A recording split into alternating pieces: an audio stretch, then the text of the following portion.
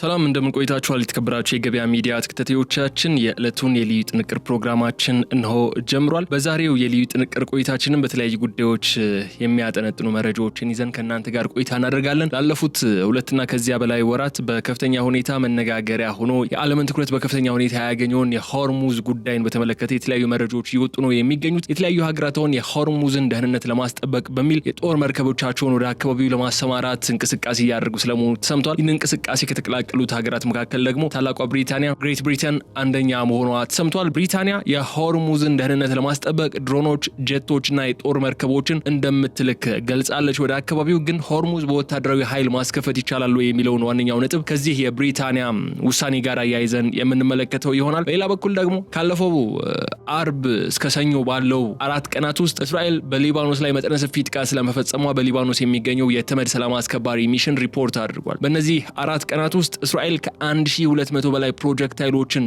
ወደ ሊባኖስ ስለመተኮሷ ተነግሯል። በሂዝቦላህ በኩል ደግሞ 64 የሚሆኑት ወደ እስራኤል ስለመተኮሱ ተነግሯል። ከዚህ መረጃ ጋር የተያዙ የወጡ መረጃዎችን እናነሳለን። ቴክኒካሊ ሲዝፋየር ላይ ነው ያሉት ሊባኖስና እስራኤል፣ ግን ደግሞ ሲዝፋየሩ ተጥሶ በ4 ቀናት ውስጥ ከ1200 በላይ ሚሳኤሎች በድምሩ በሁለቱም ወገን የተተኮሱት ሚሳኤሎች ከ1300 በላይ ስለመሆናቸው ነው የተነሳውና ይህ የተኩስ ልውውጥ ደግሞ እየተደረገ ያለው ተኩስ አቁም ቴክኒካሊ ተኩስ አቁም ኢፌክቲቭ በሆነበት ሰዓት ላይ መሆኑን እናነሳለን። በሌላ በኩል ደግሞ በጦርነቱ ወቅት የገልፍ ሀገራት ወደ ኢራን ሚሳኤሎች ማስወንጨፋቸው፣ ድሮኖች መተኮሳቸው የሚያሳዩ በርካታ መረጃዎች እየወጡ ይገኛሉ። በትላንትናው ዕለት ዩኤኢ በዚህ ጦርነት ላይ ዳይሬክትሊ ተሳትፎ እንደነበራትና በኢራን ላይ ጥቃት ስለመፈጸሙ የሚያሳዩ መረጃዎች ስለመውጣታቸው አንስተን ነበር። በዛሬው ዕለት ደግሞ ሌላኛዋ የገልፍ ሀገር ወይም ሳውዲ አረቢያ በኢራን ላይ ቀጥተኛ ጥቃት ስለመፈጸሟ የሚያሳይ አንድ ሪፖርት ወጥቷል ተብሏል። ስለዚህ እሱንም ሪፖርት በዛሬው የልዩ ጥንቅር ፕሮግራማችን በስፋት የምንመለከተው ነው የሚሆነው። በአጭሩ ግን እነዚህ 3 ጉዳዮች ላይ ሜንሊ ፎከስ አድርገን ቆይታ የምናደርገው የተከበራችሁ የገበያ ሚዲያ ተከታታዮቻችን፣ ስለዚህ አብራችሁ እንድትቆዩ ጋብዛችኋለሁ። በቀጣይ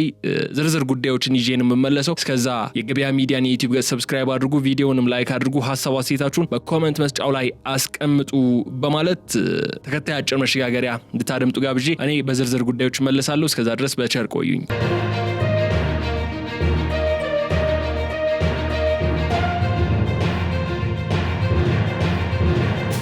የብሪታንያ መንግስት በዓለም እጅግ ወሳኝ በሆነው የሆርሙዝ የባህር ሰርጥ ላይ እጅግ ዘመናዊ የሆኑ ድሮኖችና የጦር አይሮፕላኖች እንዲሁም መርከቦችን ለማሰማራት ዝግጅቱ ማጠናቀቁ ቴሌግራፍ ይዞት የወጣ አንድ መረጃ አሳይቷል። ይህ ስምሪት ገና ወደ ተግባር ባይገባም እንኳን በለንደን በኩል የወጣው መመሪያ ግን እጅግ ግልጽ ስለመሆኑ ተነግሯል። ብሪታንያ በቀጠናው የሚታየውን የጸጥታ መላላትና የንግድ መርከቦች መታገት በዝምታ እንደማትመለከት የሚያሳይ ቀጭን መልእክት ሆኖ ተወስዷል። ይህ ቢሃይቭ ተብሎ የሚጠራው የድሮን ስምሪት 115 ሚሊዮን ፓውንድ በጀት ተመድቦለት ገና ወደ ስፍራው የሚላክ ስለመሆኑ ነው መረጃዎች የወጡት። ዓላማው ደግሞ በኢራን የሚደገፉ ኃይሎች በባህሩ ሰርጥ ላይ የደቀኑትን የሚሳኤልና የፌንጂ ስጋት በዘመናዊ ቴክኖሎጂ ስለመቆጣጠር ነው የሚያልመው። የዚህ ስምሪት ዋነኛ መነጋገሪያው ነጥብ መሰላችሁ የሆርሙዝ የባህር መስመር በወታደራዊ ኃይል ማስከፈት ይቻላል ወይ የሚለው ጥያቄ እንዲነሳ አድርጓል። ብሪታንያና አጋሮቿ ይህንን ስትራቴጂካዊ መስመር በኃይል ክፍት ለማድረግ የሚያስችል ወታደራዊ አቅም እንዳላቸው ይታመናል። ሂደቱ እጅግ ውስብስብና አደገኛ ስለመሆኑ ግን አይካድም። የባህር ሰርጡ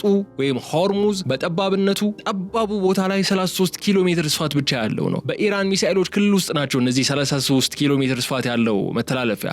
በኃይል ይህንን መስመር የመክፈት እርምጃ ማለት ወደ መጠነ ሰፊ ቀጠናዊ ጦርነት ሊያመራ የሚችል እድሉ ከፍተኛ ነው። ብሪታንያ ገና ልታሰማራቸው ያቀደቻቸው እነዚህ ክራንክ የተባሉት ሰው አልባ ጀልባዎችና ሲ ቫይፐር የተሰኙ ጸረ አየር መከላከያ መሳሪያዎች ያለ ከፍተኛ የሰው ኃይል መስዋዕትነት ሰርጡን ለማጥራትና መርከቦችን በሰላም እንዲያልፉ ለማድረግ ታስበው የተዘጋጁ ናቸው። አክቹሊ ግን በለንደን በኩል ያለው ይህ እምነት የባህር ሰርጡን በኃይል ለማስከፈት የግድ የባህር ላይ ወረራ ማድረግ አያስፈልግም የሚል እምነት እንዲጫር አድርጓል። ይልቁንም በድሮኖች የታገዘ ቀጣይነት ያለው የአየር ላይ የበላይነት በመያዝ በውሃው ስር የተቀበሩትን ፈንጂዎች በሮቦቶች በማጽዳት ማንኛውም ተኳሽ የሚሳኤል ባትሪ ደግሞ በድሮን በመምታት የደህንነት ኮሪደር መፍጠት ይቻላል የሚል ግምትን አስቀምጠዋል። ይሁን እንጂ ይህ ስልት በተግባር ሲፈተሽ ከባድ ዋጋን ሊያስከፍል የሚችል ነው የምናገኘው። ኢራን በበኩሏ የባህር ሰርጡን መዝጋት እንደዋና የዲፕሎማሲ መደራደሪያ ካርድ ነው የምትጠቀምበት። ብሪታንያ የምታደርገው የወታደራዊ ኃይል ስምሪት የሁለቱን ሀገራት ግንኙነት ወደማይመለስ ግጭት ውስጥ ሊከተው እንደሚችል ይታመናል። በተጨማሪ ደግሞ ይህ ገና ወደፊት የሚከናወን ስምሪት በብሪታንያ የአየር ኃይል ካምፖች ውስጥም ከፍተኛ ዝግጅት የተደረገበት መሆኑ ታውቋል። ከቆጵሮስ የሚነሱ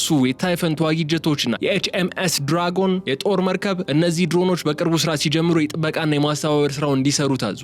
የብሪታንያ መከላከያ ሚኒስትር እንዳመለከተው ከሆነ ሰርጡን በኃይል ማስከፈት የመጨረሻው አማራጭ ቢሆንም እንኳን አሁንም የሚደረገው የድሮን ዝግጅት ግን ጠላት እርምጃ ከመውሰዱ በፊት በቴክኖሎጂ እንዲርበረበድ ለማድረግ የታለመ ነው። ይህ ሁኔታ ደግሞ ብሪታንያ ከብሬክሲት በኋላ በዓለም አቀፍ ደረጃ ያላትን የባህር ኃይል የበላይነት ለማረጋገጥ የምታደርገው ትልቅ እርምጃ ተደርጎም እየታየ ነው የሚገኘው። የብሪታንያ የድሮን ስምሪት ገና በዝግጅት ሂደት ላይ ቢሆንም እንኳን በወቅቱ በውስጡ የያዘው መልእክት ግን አሁን ግልጽ የሆነ መልእክትን እያስተላለፈ ነው ያለው። እሱም የዓለም የነዳጅ አቅርቦትና የንግድ መስመር በኢራን ጫና ስር እንዲወድቅ አንፈቅድም የሚል መልእክት ነው እያስተላለፈ ያለው። የሆርሙዝ ሰርጥን በኃይል ማስከፈት ማለት በቴክኖሎጂ ረገድ የሚቻል ቢሆንም እንኳን በፖለቲካውና በደህንነቱ ረገድ ግን ዓለምን ወደ ከፍተኛ ውጥረት ውስጥ ሊከታት የሚችል ጉዳይ ስለመሆኑ ግን መረሳት የለበትም። ይህ የሆርሙዝ ሰርጥ በዓለም ካርታ ላይ ትንሽ መስመር ነው የሚመስለው፣ ግን የዓለምን ኢኮኖሚ የልብ ትርታ እዚህ ቦታ ላይ ነው የሚታየው። በየቀኑ ከ20 ሚሊዮን በርሜል በላይ ነዳጅ በዚህ ጠባብ መስመር ውስጥ ያልፋል። ይህ ማለት በዓለም ላይ በባህር ከሚጓዙ ነዳጅ 1/5 የሚሆነው በዚህ በኢራንና በኦማን መካከል ባለው ጠባብ መተላለፊያ ላይ የተመሰረተ ነው። ከዚህ ባሻገር የዓለም የማዳበሪያ አቅርቦት በዚህ መስመር ነው የሚያልፈው። የሂሊየም እና ሌሎች በርካታ ኬሚካሎችና ጋዞች በዚህ መስመር ነው የሚያልፉት። ይህ መስመር የነዳጅ መተላለፊያ መስመር ብቻ አይደለም። የዓለምን የግብርና፣ የመድኃኒት፣ የፕላስቲክ ኢንዱስትሪዎች ቁልፍ የሆኑ ግብአቶቻቸው በዚህ መስመር በኩል ነው የሚያገኙ። ይህ መስመር ከነዳጅም በላይ ነው አሁን ገቶ ቁጭ ያደረገው። ብሪታንያን ወታደራዊ ስምሪት ገና ልታከናውነው መሆኑ ይፋ ማድረጓን ተከትሎ ደግሞ አሁን የነዳጅ ዋጋ በዓለም ገበያ ላይ ባልተጠበቀ ሁኔታ መናር የጀመረበት ሁኔታ ተፈጥሯል። የሆርሙዝ ሰርጥ በኢራን ዛቻ ወይም በባህር ላይ ፈንጂዎች ምክንያት ስጋት ውስጥ በወደቀ ቁጥር በለንደንና በኒውዮርክ የነዳጅ ገበያ ላይ ያለው ዋጋ በከፍተኛ ሁኔታ እንዲለዋወጥ ያደርጋል። ይህ ማለት በቀጥታ በብሪታንያ ቤተሰቦች የኑሮ ውድነት ላይ ተጽዕኖ ያሳርፋል። ለዚህም ነው ብሪታንያ የመከላከያ ሚኒስትሯ ጆን ሂሊ የብሪታንያ ድሮኖች ወደ ስፍራው የሚያቀኑት የጦር መሳሪያ ይዘው ብቻ ሳይሆን የብሪታንያን ኢኮኖሚያዊ ደህንነት ለመጠበቅም ጭምር ነው የሚሰማሩት እያለ ያሉ። ሰርጡ ቢዘጋ የነዳጅ ዋጋ በአንድ ጀንበር ላይ በ3 እጥፍ ሊጨምር እንደሚችል የኢኮኖሚ ባለሙያዎች ሲያስጠነቅቁ ረጅም ጊዜ ቆይቷል። እነዛ ጭማሪዎች በተለያዩ አጋጣሚዎች ደግሞ መሬት ላይ አጋጥሞ ደርሶ ተመልክተናቸዋል። ይህ ደግሞ በምዕራባውያን ሀገራት ላይ ከፍተኛ የኢኮኖሚ ድቀት ሊያስከትል እንደሚችል ነው የሚታመነው። ይህን የኢኮኖሚ ድቀትና ውድቀት ለመግታት ነው እየተንቀሳቀሱ የሚገኙት። በዚህ ውስጥ ልብ ሊባል የሚገባው ነጥብ መሰላችሁ የኢንሹራንስ ኩባንያዎች ስጋት ነው። የንግድ መርከቦች በሆርሙዝ ሰርጥ በኩል ለማለፍ የሚከፍሉት የደህንነት ዋስትና ወይም ዋር ሪስክ ፕሪሚየም በቅርቡ በከፍተኛ ሁኔታ ጨምሯል። አንዳንድ መርከቦች መንገዳቸውን በመቀየር አፍሪካን ዙሮ ኬፕ ኦፍ ጉድ ሆፕ የተሰኘውን መስመር ሊከተሉ እየተገደዱ ነው ያሉ። የትራንስፖርት ወጪው እንዲሁም የጊዜ መጓተቱ በዓለም አቀፍ ንግድ ላይ ተጨማሪ ጫናን የፈጠረበት ሁኔታ አለ። ብሪታንያ ድሮኖቿን ለማሰማራት የወሰነችው እነዚህ የንግድ መርከቦች በራስ መተማመን ኑሯቸው ወደ መስመሩ እንዲመለሱ ለማድረግ ነው ተብሏል። በሰርጡ ላይ በሚደረጉ ጥበቃዎች መርከቦች ከሚሳኤልና ከፈንጂ ስጋት ነፃ መሆናቸው በማረጋገጥ የኢንሹራንስ ወጪውን ለመቀነስ ነው የታቀደው። ግን እንደዚህ ማድረግ ይቻላል ወይ ነው ጥያቄው። አሜሪካ ኤስኮርት አደርጋለሁ መርከቦችን አጅብ ያሳልፋለሁ የሚል ሀሳብ ታነሳለች። ብሪታንያ መሆን መስመሩን ደህንነቱ የተጠበቀ ለማድረግ ጥረት እያደረገች ስለመሆኑ ይነሳል። ግን የኢንሹራንስ ሰጪ ኩባንያዎች እንደዚህ አይነት መተማመኛ ዋስትና አይደለም የሚፈልጉት። እነሱ መርከቡ የሆነ ነገር ቢያጋጥመው ኢንሹራንሱን እንከፍላለን ብለው ነው ዋስትና የሚገቡላቸው አይደለ? አሁን ዋስትና የሚወስድ ነው እንጂ አጅቤ ሄዳለሁ በመሃል ግን ጥቃት ከደረሰብህ ምንም ማድረግ አልችልም የሚል አይነት ኤስኮርትና አጀባ አያስፈልግም። እንደዚህ አይነት እንቅስቃሴዎች ኢንሹራንስ ኩባንያዎችን ሰላም የሚሰጡ አለመሆናቸውን ተከትሎ አስቸጋሪ ይሆናል። በዚህ መስመር በአጀባና በሌሎች መንገዶች የሆነ እንቅስቃሴ እንዲኖር ለማድረግ ይቻላል ተብሎ የሚታሰበው ነገር ብዙም ተቀባይነት እንዳይኖረው ያደርገዋል። ከዚህ በተጨማሪ ደግሞ የሆርሙዝ ሰርጥ ለፈሳሽ የተፈጥሮ ጋዝ ወይም ኤልኤንጂ ዝውውርም ወሳኝ መስመር መሆኑን እንዳትረሱ። በተለይ ከኳታር ወደ አውሮፓ የሚጓጓዘው ጋዝ ዋነኛ መተላለፊያው ይኸው ሰርጥ ነው። ዩክሬንና ሩሲያ ካሉበት ግጭት አንጻር አውሮፓ በከፍተኛ ሁኔታ በባህረ ሰላጤው ጋዝ ላይ ጥገኛ ሆናለች። የብሪታንያ ወታደራዊ ዝግጅት ከአውሮፓ አጋሮቿ ጋር በመሆን የቀጠናውን የኢነርጂ አቅርቦት እንዳይቋረጥ የማድረግ ግዙፍ ጥረት ነው። ሰርጡን በኃይል ማስከፈት የሚለው ስትራቴጂ አንድ አማራጭ ቢሆንም እንኳን ዋና ግቡ ግን የፖለቲካ የበላይነት ሳይሆን የዓለምን የኢነርጂ ሰንሰለት እንዳይበጣጠስ የመታደግ ጉዳይ ነው። የብሪታንያ የድሮን ስምሪት የቴክኖሎጂ አቅምን ለማሳየት ብቻ ሳይሆን የዓለምን የኢኮኖሚ ሁኔታ ከጥፋት ለመታደግ የተነደፈ የኢኮኖሚ ጋሻ ወይም ከለላ ነው። ብሪታንያ ገና ወደ ስፍራው የምታሰማራቸው እነዚህ ድሮኖች በሆርሙዝ ሰርጥ ላይ የሚኖራቸው ስኬት በቀጥታ ዓለም አቀፍ የነዳጅ ዋጋና የምዕራባውያን ኢኮኖሚ መረጋጋትን የሚወስኑ ስለመሆናቸው ምንም ያጠራጥር አይደለም። ብሪታንያ በሆርሙዝ ባህር ሰርጥ ላይ ልታሰማራ ያቀደችው ይህ ወታደራዊ ስምሪት የአንድ ወይም የሁለት ድሮኖች እንቅስቃሴ አይደለም። በመቶዎች የሚቆጠሩና እርስ በርሳቸው በመረጃ የሚገናኙ የመንጋ ድሮኖች ወይም ድሮን ስዎርምስ ነው ስምሪት ይደረጋል ተብሎ የሚጠበቀው። እነዚህ ድሮኖች ልክ እንደ ንብ በመንጋ በአንድ ላይ በመብረር ወይም በውሃ ላይ በመንሳፈፍ ጠላት ሊሰነዝር የሚችለውን ጥቃት ግራ የሚያጋቡና የመከላከያ ስርዓቱን ሰብረው የሚገቡ ናቸው። የዚህ ዘመቻ ዋነኛ ማዕከል ደግሞ RFA ላይም ቤይ የተባለችው ግዙፍ መርከብ ስለመሆኗ ተነስቷል። ይህች መርከብ እንደ ተራ የጦር መርከብ አይደለም የምትታየው። ይልቁንም ለድሮኖች ማዘርሺፕ ሆና ነው የምታገለግለው። የሚያርፉባት፣ የሚነሱባት፣ ቴክኒካሊ የሆኑ ድጋፎች የሚያገኙባት። መርከቧ ገና ወደ ስፍራው ስታቀና በውስጧ በደርዘን የሚቆጠሩ ክራንክ የተባሉ ሰው አልባ የባህር ላይ ጀልባዎችና ኦርካ የተሰኙ በውሃ ስር የሚንቀሳቀስ ሮቦቶችን ይዛ ትጓዛለች። እነዚህ የቴክኖሎጂ ውጤቶች በሰው ቁጥጥር ስር ሆነው ነገር ግን ሰው ሳይሳፈርባቸው በባህር ሰርጥ ውስጥ ተደብቀው የሚገኙ ፈንጂዎችን በከፍተኛ ጥራት የመለየትና የማምከን ብቃት ያላቸው ስለመሆናቸው ተነስቷል። ይህ ማለት ቀደም ሲል የባህር ላይ ፈንጂዎች ለማጽዳት ይወስድ የነበረው ወራት የሚፈጅ ጊዜ ወደ ጥቂት ቀናት ዝቅ የሚልበት እድልን ይፈጥራል። ሌላኛው አስገራሚው የቴክኖሎጂ ክፍል ደግሞ እዚህ ውስጥ ያለው ሲ ቫይፐር የተሰኘው የሚሳኤል መከላከያ ስርዓት ነው። በኤችኤምኤስ ድራጎን ላይ የተገጠመው ይህ ስርዓት በሰዓት በሺዎች የሚቆጠሩ ኪሎሜትሮችን የሚጓዙ የጠላት ሚሳኤሎችን ገና ከሩቅ አድኖ የመምታት አቅም እንዳለው ተነስቷል። ይህ የቴክኖሎጂ አቅም ደግሞ ብሪታንያ በሆርሙዝ ሰርጥ ላይ የማይደፈር የብረት ከለላ እንድትዘረጋ ያደርጋታል። በተለይ ኢራን በቅርቡ ይፋ ያደረገቻቸውን የፈጣን የጥቃት ጀልባዎችና ካሚካዜ ወይም እነዚህ ራሳቸውን የሚያጠፉ አጥፎ ጠፊ ድሮኖች ለመመከት እነዚህ የብሪታንያ ሰው አልባ መሳሪያዎች እጅግ ቀልጣፋና አነስተኛ ኪሳራ የሚያስከትሉ አማራጮች ስለመሆናቸው ተነስቷል። የቴክኖሎጂ ሽግግር አንድ ትልቅ ትርጉም አለው። እሱም ሃይብሪድ ጦርነት፣ ድብልቅ የሆነ የጦርነት ስልትን ነው የሚያሳየው። ብሪታንያ በቀጥታ ጦርነቱ ሳትገባ በቴክኖሎጂ የበላይነት ብቻ ጠላቷን ማዳከም የምችልበት ስልትን ለመከተል እየሞከረች ነው። ድሮኖቹ 24 ሰዓታት ሳይታክቱ ሰማዩና ባህሩን የሚቃኙ ማንኛውም አጠራጣሪ እንቅስቃሴ ደግሞ በሰከንዶች ውስጥ ለለንደን የጦር ማዘዣ ማዕከል የሚያደርሱ መሆናቸው ይህ ደግሞ በሆርሙዝ ሰርጥ ላይ የሚደረገውን የኃይል ሚዛን ፍጥጫ ከጉልበት ወደ ብልሃትና የቴክኖሎጂ ፉክክር እንዲለወጥ ያደርጓል። ብሪታንያ ገና ወደ ሆርሙዝ ልታሰማራ ያሰበችው ይህ ቴክኖሎጂ ይፋ ሳይደረግ የባህር ኃይልን ትርጉም የሚቀይር ስለመሆኑ ግን እየተነሳ ነው ያለው። ሰርጡን በኃይል ማስከፈት ቢፈለግ እንኳን የቀድሞውን አይነት ትልቅ የሰው ኃይል መስዋዕትነት ሳይጠይቅ በእነዚህ ሮቦቶችና ድሮኖች አማካኝነት ስራውን ማከናወን እንደሚቻል ለንደን ለማሳየት እየጣረች ትገኛለች። ግን ሆርሙዝ ከዚህም በላይ ማለት ሆርሙዝ መዝጋት ማለት እንዴት ስላስረዳችሁ ፊዚካሊ መዝጋት አይጠበቅባትም። ኢራን አንድ ሚሳኤል ልተኩስ የምትችልበት እድል እንዳለ ማረጋገጥና ማሳየት ከቻለች ማንም የመርከብ ኢንሹራንስ ሰጪ ድርጅት ኢንሹራንስ ሰጥሻለሁ በዚህ መስመር ማለፍ ትቻለች ብሎ የሚልካት መርከብ አትኖርም። ኢራን የሚጠበቅባት ባህር መስመሩን ፊዚካሊ በሚሳኤሎች በመና መግታት ወይም መቁረጥ፣ መከልከል፣ መዝጋት ሳይሆን አደጋን መደቀን ብቻ ነው የሚጠበቅባት ኢራን እዚህ የባህር መስመር ላይ። ወታደራዊ በሆነ መንገድ ይህንን መስመር ማስከፈት ይቻላል የሚለው ጥያቄ ተደጋግሞ የሚነሳውም ለዚህ ነው። ምናልባት እዛ ዙሪያ ያሉ ሚሳኤሎችን ምኖችን ማራቅ፣ ማባረር፣ ማጥፋት ይቻል ይሆናል። ግን ኢራን አንድ ድሮን ወደዛ አካባቢ ማስወንጨፍ የምትችል ከሆነ የባህር መስመሩ ደህንነት አስጊ ተብሎ መፈረጁና የኢንሹራንስ አቅራቢ ድርጅቶችም ለመርከቦች የሚያቀርቡት ዋር ሪስክ ፕሪሚየም በከፍተኛ ሁኔታ ዋጋው ስለመጨመሩ የሚያጠራጥር አይሆንም በማለት የመጀመሪያውን ጉዳያችን እዚህ ላይ እንቋጨውና ወደ ሁለተኛው መረጃችን እናመራለን። የተከበራችሁ የገበያ ሚዲያ ተከታታዮቻችን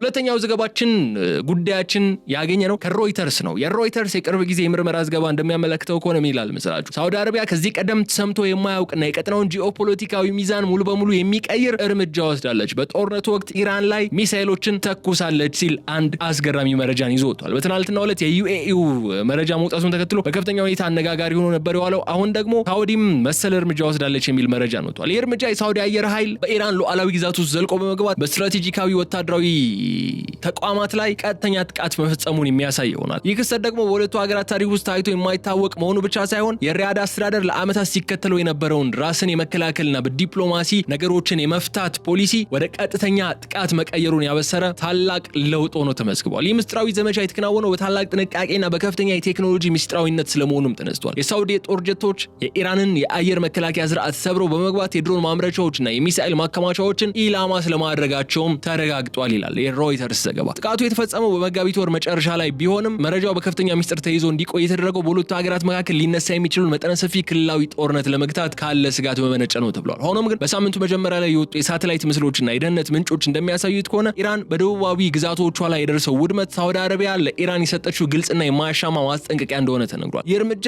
ሪያድ ካሁን በኋላ የኢራን ተላላኪ ኃይሎች ትንኮሳ በዝምታ እንደማትመለከትና ምንጩን በቀጥታ ለመምታት ቆርጣ መነሳቷን የሚያሳይ ነው ተብሎለታል። ለዚህ ድንገተኛ ጥቃት መነሻ የሆነው ደግሞ መሰላችሁ ከሳምንታት በፊት በሳውዲ የነዳጅ ማደያዎችና የውሃ ማጣሪያ ፋብሪካዎች ላይ የደረሰው ከታ የድሮን ጥቃት ነው ተብሏል። ሳውዲ አረቢያ እነዚህ ጥቃቶች የተሰነዘሩት በየመን አማጽያን ስም ቢሆንም ትዕዛዙና የቴክኖሎጂ ድጋፉና አቅሙ ግን በቀጥታ ከኢራን የመነጨ መሆኑን የሚያረጋግጥ የማያወላዳ መረጃ በእጇ እንደገባ በመግለጽ ነው ጥቃቶቹ እሱን ተከትሎ እንደተፈጸሙ እየተነሳ ያለው። በዚህ ምክንያት ነው የሳውዲ የጸጥታ ምክር ቤት የሚመጣን አደጋ አስቀድሞ የመቀልበስ ወይም ፕሪኤምፕቲቭ ስትራይክ ለመፈጸም ስትራቴጂውን ተግባራዊ ለማድረግ የወሰነው ይተዋል። ተደርጓል። ይህ ውሳኔ በሪያድ ቤተ መንግስት ውስጥ ትልቅ ክርክር አስነስቶ የነበረ መሆኑ ተነስቷል። የሀገሪቱ የወደፊት የልማት ጉዞ ወይም ቪዥን 2030 የሚባለው አለ አይደለ? እነ ኒዮም የመሳሰሉ ከተሞችን ለመገንባት የተደረገው ያለው ጥረት ያ ቪዥን ያ ራዕይ ስጋት ውስጥ እንዳይወድቅ ወታደራዊ ጡንቻን ማሳየት የግድ መሆኑ ታምነውበታል ይላል። ይህ ጥቃት በአሜሪካና በሳውዲ አረቢያ መካከል ያለውን የግንኙነት መሸርሸር በግልጽ የሚያሳይ ነው። ሳውዲ አረቢያ ይህንን ጥቃት ስትፈጽም ዋሽንግተን አስቀድማ እንዳላማከረችና የሚሆነው አሜሪካ በኢራን ላይ የምትከተለው የዝምታ ዲፕሎማሲ ለሳውዲ ደህንነት ዋስትና መሆኑ ባለመቻሉ እንደሆነ ተነስቷል። ሪያድ አሁን ላይ የራሷን ደህንነት በራሷ የመጠበቅ ሙሉ አቅምና ፍላጎት እንዳላት ዓለም አቀፉ ማህበረሰብ ያሳየችበት አጋጣሚ ሆኖም ተመዝግቧል። የሚያሳየው መስላችሁ መካከለኛው ምስራቅ አሁን ካለበት አለመረጋጋት በበለጠ ሁኔታ ወደ አደገኛና ወደማይገመት ቀጥተኛ የጦርነት አፋፍ ላይ ማምራቱ ነው። የዚህ ጥቃት ዝርዝር ሁኔታዎችና ቀጥተኛ ኢላማዎችና ተጽዕኖዎች በሳውዲና በኢራን መካከል ያለውን የቀድሞ ስምምነት ሙሉ በሙሉ ያፈረሰና አዲስ የታሪክ ምዕራፍ የከፈተ መሆኑንም መገንዘብ እንችላለን። ይህ የሳውዲ አረቢያ ሚስጥራዊ የአየር ጥቃት በድንገት የተከሰተ ክስተት ደግሞ አይደለም። ይህም መገንዘብ አለብን። ለወራት ሲከማች የቆየ የጥበቃ ስሜትና የዲፕሎማሲ ተስፋ መቁረጥ ውጤት ሆኖ ነው የሚወሰደው። ሪያድንን ከባድ እርምጃ እንድትወስድ ያስገደዷት ሁኔታዎች የሚጀምሩት የኢራን ሳውዲ ቁልፍ የኢኮኖሚ ተቋማት ላይ ያነጣጠሩትን ጥቃቶች ካፋጠኑበት ጊዜ አንስቶ ነው። በተለይ በሪያድ ዓለም አቀፍ አውሮፕላን ማረፊያ እንዲሁም በራስ አንዱራ የነዳጅ ማጣሪያ ላይ የተሰነዘሩት የሚሳኤል ጥቃቶች የሳውዲውን ብሔራዊ ደህንነት ቀይ መስመር የረገጡ እንደነበሩ ተነስቷል። እነዚህ ጥቃቶች የሳውዲን የነዳጅ ምርት በከፍተኛ ሁኔታ ከማስተዋጎላቸውም በላይ ሀገሪቱ ለዓለም አቀፍ ባለሀብቶች ያሏትን አስተማማኝ መዳረሻነት የሚለው ስም የሚያጠፋ ሆኖ ተገኝቷል። ከዚህ ጋር ተያይዞ በሪያድና በዋሽንግተን መካከል ያለው የደህንነት ትብብር መላላቱ ለዚህ ውሳኔ ትልቅ አስተዋጽኦ አድርጓል ተብሏል። ሳውዲ አረቢያ የአሜሪካው መንግስት በኢራን ላይ የሚከተለው የዲፕሎማሲ መንገድ ለስላሳ ነው የሚል እምነት እንዳላትም ነው እየተነሳ ያለው። አሜሪካ በኢራን የኒውክሌር ስምምነት ላይ ለማተኮር ስትል የኢራን ድሮኖች በሳውዲ ሰማይ ላይ የሚያደርሱትን ጥፋት ችላ በማለቷ ምክንያት ሪያድ ራሷን የህልውና ዋስትና በራሷ እጅ ለማስከበር ተገዳለች ነው የተባለው። የሳውዲ የውጭ ጉዳይ ሚኒስትር ልዑል ፈይሰል ቢን ፈርሃን በጥቃቱ ዋዜማ ላይ የሰጡት አንድ መግለጫ ምን ይል ነበር መስላችሁ? ሀገራቸው ካሁን በኋላ ለጥቃት አጸፋ ለመስጠት የሌሎችን ፍቃድ አትጠብቅም የሚል ይዘት ነበረው በኢራን ላይ ቀጥተኛ ጥቃት ከመፈጸማቸው በፊት። ይህ ሪያድ ከአሜሪካ ጥገኝነት ወጣ የራሷን ክልላዊ ኃይል ለማሳየት የምታደርገው ጥረት የሚያሳይ ትልቅ ነጥብ ሆኖ ተነስቷል። በሌላ በኩል ደግሞ ይህ እርምጃ የተወሰደው የሳውዲ አረቢያን ታላቁ የቪዥን 2030 የልማት ግብ ከስጋት ለመጠበቅ ካለ ከፍተኛ ፍላጎት ነው ተብሏል። ልዑል መሐመድ ቢን ሰልማን ሀገራቸውን የዓለም የቱሪዝምና የንግድ ማዕከል ለማድረግ በሚተጉበት በዚህ ወቅት የኢራን ተከታታይ ትንኮሳዎች የሜጋ ፕሮጀክቶቹን ስኬት አደጋ ላይ ጥለውት ነበር ተብሏል። ለምሳሌ የኒዮም ከተማ ግንባታ የውጭ ቀጥታ ኢንቨስትመንት ፍሰቱ በአካባቢው ሰላም መጥፋት ምክንያት ጥያቄ ውስጥ እየወደቀ መጥቷል። ሪያድ ሰላምን ለማግኘት ጦርነትን መጠቀም ወይም ዋር ፎር ፒስ የሚለውን መርህ ለመከተል ተገዳለች ብሏል መረጃው። ይህ ማለት በኢራን ላይ የተሰነዘረው ጥቃት ኢራንን ወደ ድርድር ጠረጴዛ ለማምጣትና እኛም መምታት እንችላለን የሚልን መልእክት ለማስተላለፍ የታለመ ስልታዊ ግፊት ነው የተባለው።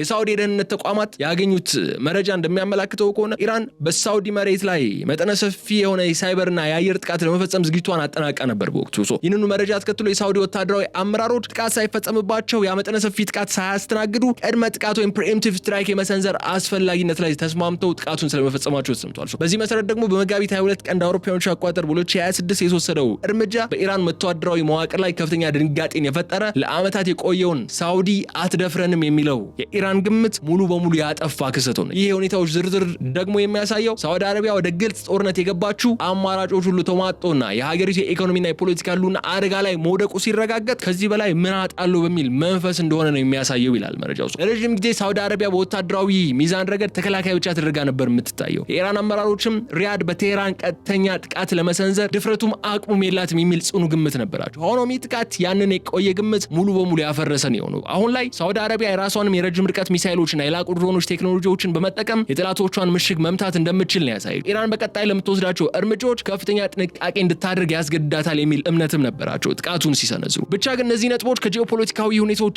አንጻር ስንመለከታቸው ይህ ጥቃት የሳውዲ አረቢያን የውጭ ጉዳይ ፖሊሲ ነጻነት ወይም ስትራቴጂክ አውቶኖሚ ያረጋገጠ ሆኖ ነው የምናገኘው። ሪያድ ከአሁን በኋላ ደህንነቷን ለመጠበቅ በዋሽንግተን ፍላጎት ወይም በታላላቅ ኃይሎች ዲፕሎማሲያዊ ረብሻ ላይ ብቻ እንደማትሞረከዝ ወይም እንደማትደገፍ ለዓለም ያሳየችበት አጋጣሚ ነው። ይህ ደግሞ በባህረ ሰላጤው ሀገራት መካከል አዲስ ትብብር መንፈስ ሊፈጥር ይችላል የሚል እምነት አለ። ለምሳሌ የተባበሩት አረብ ኤምሬትስና ሌሎች የባህረ ሰላጤው ሀገራት ከሳውዲ ጋር በመሆን የጋራ መከላከያ ግንባር ለመፍጠር ያላቸውን ፍላጎት ሊያፋጥኑት ይችላሉ። በሌላ በኩል ደግሞ ኢራን በኢራቅ በሶሪያና በየመን ያሉ ተላላኪ ኃይሎቿን ተጠቅማ አጸፋዊ እርምጃዎችን ለመውሰድ የምትሞክርበት የሳውዲ ቀጥተኛ ጥቃት ደግሞ የኢራን የውስጥ ደህንነት ስጋት ላይ የሚጥል በመሆኑ ምክንያት ኢራን አጣብቂኝ ውስጥ የምትገባበት እድልን ሊፈጥር ይችላል። በዚህ ማለበዛ ግን ጉዳዩን ጠለቅ ብለን ካነሳ ነው ይህ ግጭት የነዳጅ ገበያውና የዓለም ኢኮኖሚ ስጋት ውስጥ የሚጥል ቢሆንም ለሳውዲ ግን የማይቀረውን አደጋ ቀድሞ መመከት የሚል ትርጉም ነው የተሰጠው። በኢራን የውትድርና መዋቅር ውስጥ ያሉት እንደ አብዮታዊ ዘቡ ወይም IRGC ያሉ ተቋማት ከዚህ ጥቃት በኋላ በኋላ በውስጣዊ አደረጃጀታቸው ላይ ጥያቄ እንዲነሳባቸው አድርጓል። የሳውዲ ጀቶች ሳይታወቁ የኢራን ድንበር ጥሰው መግባት መቻላቸው የኢራን የአየር መከላከያ ስርዓት ያለበትን ክፍተት የሚያሳይ ሆኖ ተወስዷል። ይህ ደግሞ ኢራን በክልሉ ያላትን የሀያልነት ገጽታ የሚሸረሽር ብቻ ሳይሆን ሪያድ በቴክኖሎጂ የበለጸገ ዘመናዊ ጦር እንዳላት ያስመሰከረ አጋጣሚ ሆኗል። ይህ ደግሞ ኢራናውያን ትንሽ ፊል እንዲያደርጉ እንዲሁም ያሉበትን ሁኔታ ቆም ብሎ እንዲገመግሙ የሚያስገዳቸው ነው። የሚያሳየው ደግሞ መስላቸው የሁለቱ ሀገራት ግንኙነት ከእንግዲህ በኋላ ወደ ነበረበት ሰላማዊ ሁኔታ ሊመለስ የሚችልበት አጋጣሚ እጅግ አስቸጋሪ ነው። ምንም እንኳን ሚስጥራዊ ደህንነት መስመሮች ክፍት ቢሆኑም በሁለቱ ወገኖች መካከል ያለው እምነት ግን አሁን ሙሉ በሙሉ እየተሟጠጠ ነው ያለው። አሁን ላይ ያለው ሁኔታ ከጦርነትም ያልደረሰ ከሰላምም ያራቀ የግሬ ዞን ፍልሚያ ነው ያለው። ይህ የትኛውም ወገን ስህተት ቢሰራ ወይም አንዱ ቀድሞ ከተወቀሰ መጠነ ሰፊ ቀጠናዊ ጦርነት ሊሆን የሚችልበት እጅግ ስስ የሆነ ሁኔታ ነው በመካከለኛው ምስራቅ እየተመለከትን ያለ ነው። የተከበራችሁ የገበያ ሚዲያ ተከታታዮቻችን፣ በዚህም አለበዛ ግን በአጠቃላይ የሳውዲ አረቢያ በኢራን ላይ የፈጸመችው ሚስጥራዊ ጥቃት በመካከለኛው ምስራቅ ለብዙ ዓመታት የነበረውን የውጥረት ሰላም አንስታብል ፒስ ማብቂያ ምዕራፍ ተደርጎ ሊወሰድ ይችላል። አሁን ቀጠናው የሚገኘው በአዲስ የታሪክ ምዕራፍ መጀመሪያ ላይ ነው። ሪያድ ወታደራዊ ጡንቻዋን በማሳየት የቴሄራን የበላይነት ለመገዳደር ቆርጣ መነሳቷን ያሳያል። የቀጣዩ ጊዜ ትልቁ ጥያቄ ደግሞ ይህ የጡንቻ ማሳየት ሂደት ወደ ሰላማዊ ድርድር ያመራል ወይስ መላውን መካከለኛው ምስራቅ ሀገራት ወደሚያቃጥል ሰፊ ቀጠናዊ ጦርነት ያመራል የሚለው ነው ዋነኛው ጥያቄ። ዓለም አቀፉ ማህበረሰብም አሁን በሪያድና በቴሄራን መካከል ያለውን እያንዳንዱ እንቅስቃሴ በንቃት እየተከታተለ ነው ያለው። ይህ ድብቅ ፍልሚያ ግን የ21ኛው ክፍለ ዘመን ትልቁ የጂኦፖለቲካዊ መለወጫ ነጥብ ሊሆን እንደሚችል ግን ግምቶች እየሰፈሩ ነው የሚገኙት በማለት ወደ መጨረሻው ጉዳያችን እናመራለን። በዚሁ የተከበራችሁ የገበያ ሚዲያ ተከታታዮቻችን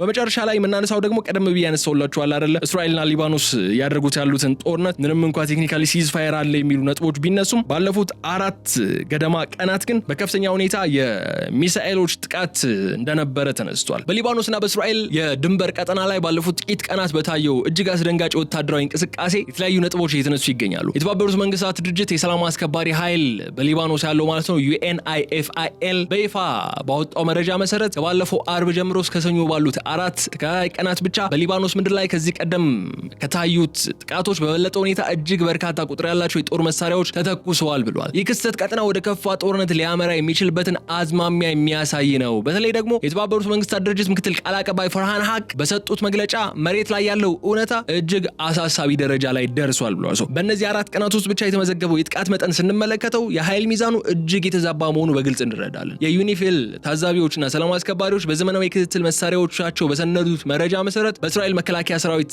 IDF በኩል ወደ ሊባኖስ ግዛት የተተኮሱ ፕሮጀክታይሎች ወይም ቦምቦች ቁጥር 1296 ደርሷል። ይህ ቁጥር በአጭር ቀናት ውስጥ ብቻ የተመዘገበ መሆኑን ስናስብ በደቂቃዎችና በሰከንዶች ልዩነት ውስጥ ምን ያህል የጦር መሳሪያዎች ወደ ሊባኖስ ድንበር ከተሞች ይወረወሩ እንደነበር መገመት አያዳግትም። በአንጻሩ ደግሞ ይህንን ጥቃት እየተፈጸመበት ያለው ሂዝቦላ ወደ እስራኤል የተኮሳቸው ወይም ወደ እስራኤል ተኩሷቸዋል ተብለው በሰላም አስከባሪዎቹ የተመዘገቡት ፕሮጀክታይሎች መጠናቸው 64 ብቻ ነው። 1296 ለ64 ነው ባለፉት 4 ቀናት። በድምሩ የሁለቱም ወደ 1360 አካባቢ ሚሳኤሎች ናቸው የተተኳኩሱት። በከፍተኛ ሁኔታ ያለው ይህ ቁጥር ልዩነት የሚያሳየው በድንበር ላይ ያለው ግጭት ተመጣጣኝ ካልሆነ ደረጃ ላይ መድረሱና የሊባኖስ ግዛት ከፍተኛ የሆነ የጥቃት ሰለባ እየሆነ መምጣቱን ነው የሚያሳየው። የተባበሩት መንግስታት ድርጅት ይህንን መረጃ ይፋ ሲያደርግ ዝም ብሎ ቁጥሮችን ብቻ በነረር አይደለም። እያንዳንዱ መሳሪያ የራሱ የሆነ አቅጣጫና መነሻ ወይም ትራጀክተሪ እንዳለው በማረጋገጥም ጭምር ነው ይፋ ያደርገው። ይህ ማለት ምን መሰላችሁ? የሰላም አስከባሪዎቹ እያንዳንዱን የጥይትና የሮኬት ድምጽ እየሰሙ አቅጣጫውን እየለዩ ምንጭነቱን እያረጋገጡ የመዘገቡት የጥናት ውጤት ነው ይፋ የተደረገው። ይህ ሪፖርት በድንበሩ አካባቢ ያለውን ሰላም በምን ያህል ፍጥነት እየተናጋ መሆኑን ለዓለም አቀፉ ማህበረሰብ የማንቂያ ደወል ነው እየላከ የሚገኘው። በተለይ የተኩስ ልውውጡ በብዛትና በጥራት እየጨመረ መምጣቱ በሊባኖስ ደቡባዊ ክፍሎች የሚኖሩ ንጹሃን ዜጎች ህይወትና ንብረት ለአደጋ የሚያጋልጥ ብቻ ሳይሆን ሰላምን ለማምጣት የሚደረገውን ዲፕሎማሲያዊ ጥረት ሁሉ ከንቱ የሚያደርግ ስለመሆኑ ነው የሚያስረዳን። የሚያሳየው ሌላኛው ትልቁ ነጥብ የዩኒፊል ይህንን መረጃ ለመሰብሰብ የሄደበት ርቀት ነው። የሰላም አስከባሪዎች በሁለቱ ወገኖች ጥይት መካከል ሆነው ይህንን ግዙፍ የጥቃት መጠን መመዝገብ መቻላቸው መሬት ላይ ያለውን አደጋ ምን ያህል የከፋ መሆኑን ያሳያል። 1300 የሚጠጉ ፕሮጀክታይሎች በ4 ቀናት ውስጥ ብቻ መተኮሳቸው ማለት በድንበሩ አካባቢ ያለው አየር በባሩድና በጭስ የተሞላ ነው። የድምጽ ብክለቱና የሚያስከትለው ድንጋጤ ደግሞ በአካባቢው ነዋሪዎች ላይ የሚፈጥረው ስነልቦናዊ ጫና በቀላሉ የሚገመትና የሚታይ አይደለም። ይህ ግዙፍ ቁጥር ለዓለም አቀፉ ማህበረሰብ የሚሰጠው መልእክት አንድና አንድ ነው። እሱም በደቡብ ሊባኖስ እንዲሁም በሰሜን እስራኤል ድንበር ላይ ያለው ግጭት ቁጥጥር ውጭ እየወጣ መሆኑና የሰላም አስከባሪዎች የመረጃ ስብስብ ውጤትም ይህንን ፍንጭ የሚሰጥ እንደሆነ ነው የምንገነዘበው። የተባበሩት መንግስታት ድርጅት የሰላም አስከባሪ ኃይል UNIFIL በሊባኖስ ምድር ውስጥ ያለምንም ጣልቃ ገብነት የመንቀሳቀስ መብቱን በከፍተኛ ሁኔታ ስለመገደቡት ነው። የድርጅቱ ምክትል ቃል አቀባይ ፈርሃን ሀቅ በሰጡት መግለጫ ላይ አጽንኦት የሰጡበት ትልቁ ጉዳይ እስራኤል የመከላከያ ሰራዊት IDF የሰላም አስከባሪዎችን የመንቀሳቀስ ነጻነት ወይም ፍሪደም ኦፍ ሙቭመንት በህገወጥ መንገድ እየገደበ መሆኑን አንስተዋል። ይህ ድርጊት ደግሞ በዝምታ የሚታለፍ ሳይሆን ዓለም አቀፍ ስምምነቶችና የተባበሩት መንግስታት ድርጅትን የጸጥታው ምክር ቤት ውሳኔዎችን በቀጥታ የሚጥስ ተግባር ሆኖ ተመዝግቧል። ይህ እንቅስቃሴ ገደብ ዩኒፊል በደቡብ ሊባኖስ የተሰማራው በሁለቱ ወገኖች መካከል ያለውን የተኩስ አቁም ሁኔታ ለመከታተል ነው። ማንኛውም አይነት የጦር መሳሪያ ዝውውር እንዳይኖር ለመቆጣጠርና በድንበሩ አካባቢም ሰላም ለማስፈን ነው የተሰማራው። ሆኖም ግን የሰላም አስከባሪዎቹ በተሰጣቸው ግዳጅ መሰረት ወደ ፈለጉት ቦታ ሄደው እንዳይመለከቱ፣ እንዳይመዘግቡና እንዳያረጋግጡ ከተደረጉ በዛ ቀጠና ውስጥ የሚፈጸሙ የሰብአዊ መብት ጥሰቶችና የጦር ወንጀሎች ያለ ምስክር ይቀራሉ ማለት ነው። ፈርሃን ሀቅ ህገወጥ የሚለውን ቃል ተጠቅመው ይህንን ድርጊት የገለጹትም ሆነ ብለው ነው። ምክንያቱ እስራኤል በዓለም አቀፍ ስምምነቶች መሰረት የሰላም አስከባሪዎችን እንቅስቃሴ የማስከበር ግዴታ ቢኖርባትም በተግባር ግን በመሬት ላይ ያለው ሁኔታ የሰላም አስከባሪዎችን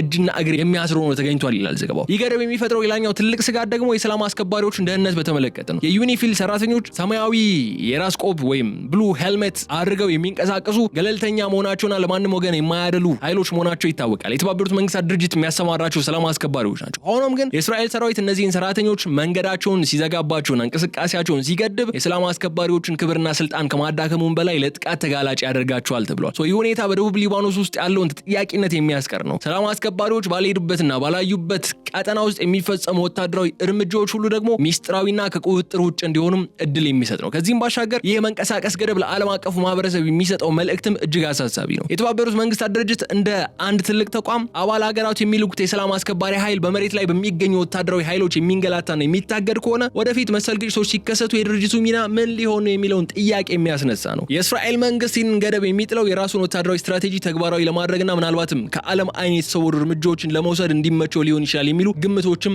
እንዲነሱ ያደርጋሉ። የሰላም አስከባሪዎች እንቅስቃሴ ከመገደብም ባለፈ በድንበሩ አካባቢ የሚፈጸሙ ዋናቸውን ወታደራዊ ድርጊቶች ዓለም አቀፍ ምስክር እንዳይኖራቸው የማድረግ ስልት ተደርጎ ሊቆጠር የሚችል ነው። የዩኒፊል ሰራተኞች እነዚህን ክስተቶች በዝርዝር መዝግበው ለዋና መስሪያ ቤት ሪፖርት ማድረጋቸው ደግሞ በመሬት ላይ ያለው ውጥረት ከቃላት ባለፈ ወደ አካላዊ መገፋፋትና ወደ ወታደራዊ ትንኮሳ መሸጋገሩን ያረጋግጣል። ይህ ዝርዝር መረጃ የሚያሳየው በሊባኖስ ደቡባዊ ክፍል ያለው ሁኔታ የጦር ቀጠና ብቻ ሳይሆን ዓለም አቀፍ ተቋማት የሚፈተኑበትም መድረክ ስለመሆኑ ነው። በዚሁ ግን የዕለቱን የሌሊት ጥንቅር ፕሮግራማችን ስናጠቃልል የተከበራችሁ የገበያ ሚዲያ ተከታታዮቻችን የተባበሩት መንግስታት ድርጅት ምክትል ቃል አቀባይ ፈርሃን ሀቅ ያቀረቡት ሪፖርት የሚያሳየው በደቡብ ሊባኖስ ያለው ሁኔታ ዝም ብሎ የተለመደ የድንበር ግጭት ሳይሆን ዓለም አቀፍ የሰላም አስከባሪነት ሚና ክፉኛ የተዳከመበትና ለከፋ አደጋ የተጋለጠበት ወቅት ላይ መሆናችን ነው። ከ1300 በላይ ፕሮጀክታይሎች በ4 ቀናት ውስጥ ብቻ መተኮሳቸውና ይህንኑ ለመከታተል የሚንቀሳቀሱ ሰላም አስከባሪዎች በታንክና በቡልዶዘር ከእንቅስቃሴ እንዲገደቡ መደረጋቸው በቀጠናው ያለው ወታደራዊ ስልት ዲፕሎማሲያዊ ንግግሮችን ሙሉ በሙሉ መተካቱን ያረጋግጣል። ይህ ሁኔታ ግን ለወደፊቱ ምን አይነት ትርጉም ነው የሚኖረው የሚለውን ከተመለከትን በመጀመሪያ ደረጃ በሊባኖስና በእስራኤል ድንበር ላይ የተሰማራው የዩኒፊል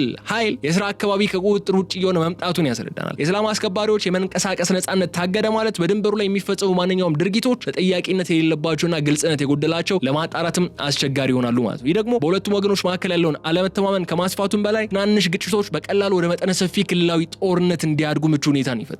የእስራኤል ጦር የሰላም አስከባሪዎችን እንቅስቃሴ በህገወጥ መንገድ መገደቡ ዓለም አቀፍ ህግጋት በመሬት ላይ ባሉ ኃይለኞች ፍላጎት እየተሻሩ መሆናቸውን የሚያሳይ አደገኛ ምልክት ይሆናል ማለት ነው። ለማጠቃለል ያህል ግን አሁን በደቡብ ሊባኖስ እየታየ ያለው ይህ ሁኔታ እጅግ አሳሳቢና ፈጣን ዲፕሎማሲያዊ መፍትሄ የሚሻ ጉዳይ ነው። በሺዎች የሚቆጠሩ የጦር መሳሪያዎች ድምጽ በሰላም አስከባሪዎች ሪፖርት ውስጥ ብቻ ተመዝግቦ መቅረት የለበትም። መሬት ላይ ያለው እውነታ እንደሚያሳየው የእንቅስቃሴ ገደቦችና መጠነ ሰፊ ጥቃቶች በቀጠሉ ቁጥር የሰላም አስከባሪው ኃይል መኖሩ ብቻ ዋስትና ሊሆን አይችልም። የዛሬው የሌሊት ጥንቅር ፕሮግራማችን ያሳየን በድንበሩ ላይ ያለው ሁኔታ ከመቼውም ጊዜ በላይ ረቂቅና አደገኛ ስለመሆኑ ነው። ይህ ደግሞ በሊባኖስና በመላው መካከለኛው ምስራቅ ለሚመጣው ማንኛውም የሰላም ጥረት ትልቅ እንቅፋት ሆኖ እንደሚቀጥል የሚያስረዳ ነው። ኢራን በሷና በአሜሪካ መካከል ባለው የሲዝ ፋየር ስምምነት ውስጥ የሊባኖስ ጉዳይ ሜን ጉዳይ ሆኖ እንዲቀርብ ትፈልጋለች። ከኢራን ጋር የሚደረግ ተኩስ አቁም ካለ ሊባኖስም እንዲጨምር በየመን ሁቲ ላይ ጥቃት እንዳይፈጸም የሚያደርግ አይነት ስምምነት ነው የምትፈልገው። አሁን ግን አሜሪካና ኢራን እንዲሁም እስራኤል እየታኮሱ አይደለም። እስራኤል ግን ሊባኖስ ጋር